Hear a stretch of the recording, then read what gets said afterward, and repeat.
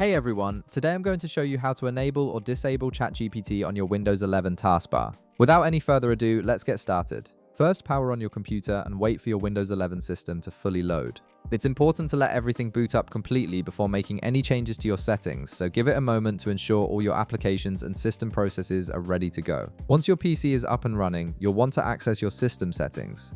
Navigate to the Windows Start menu, which you'll find right there on your taskbar at the bottom left of your screen. Click on it to open the Start menu. Now in the search bar that appears, type in Settings and press Enter. This will launch the Microsoft Windows Settings menu, which is your central hub for customizing how your computer operates. From the Settings menu that opens up, look for the Privacy option and click on it. This section controls various privacy-related features on your system, including what data Windows collects and how certain features interact with your personal information.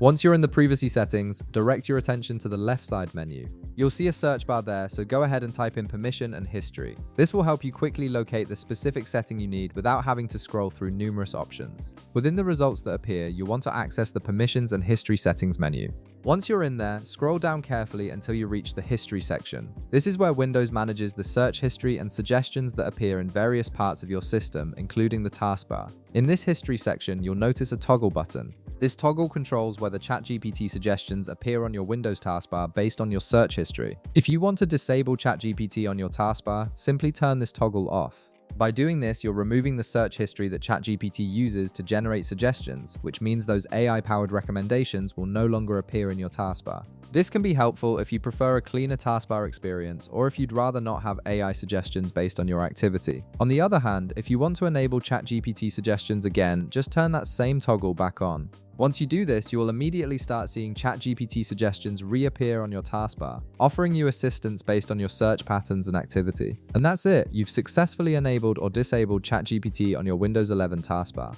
If this video helped you out, be sure to leave a like, subscribe, and I'll see you in the next one.